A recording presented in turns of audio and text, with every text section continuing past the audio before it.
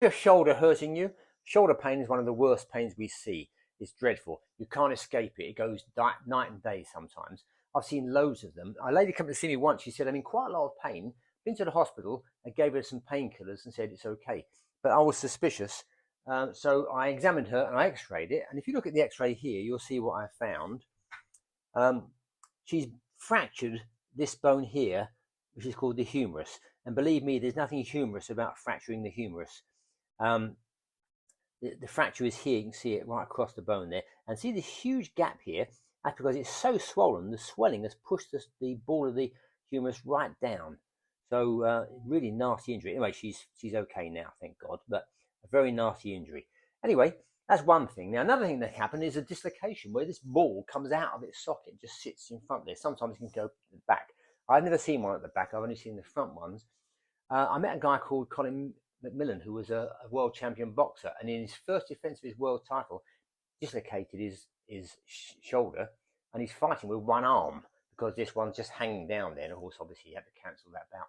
But so it's a very nasty injury, but mercifully, it's not that common. Although boxers do tend to get that. The other two things you can get, main ones, are a frozen shoulder. Now, a frozen shoulder is this: in the shoulder joint is enclosed with a capsule, a fibrous capsule.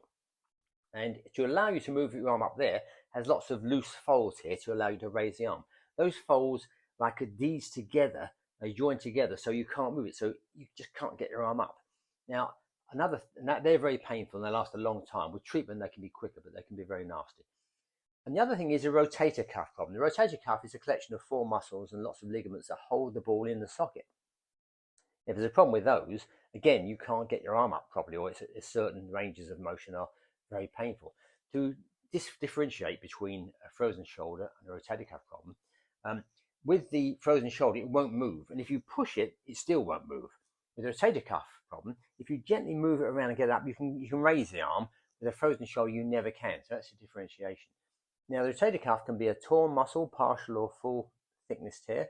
It can be a damaged ligament, or it can be a pinched nerve, meaning that the muscles aren't doing their job and holding it in. If it's a pinched nerve, which is the most common one, it can be fixed. You see a chiropractor, you'll fix all these joints here, get them moving, get the swelling down, and you can get the strength back so these hold strong, and you can then punch the air when West Ham score.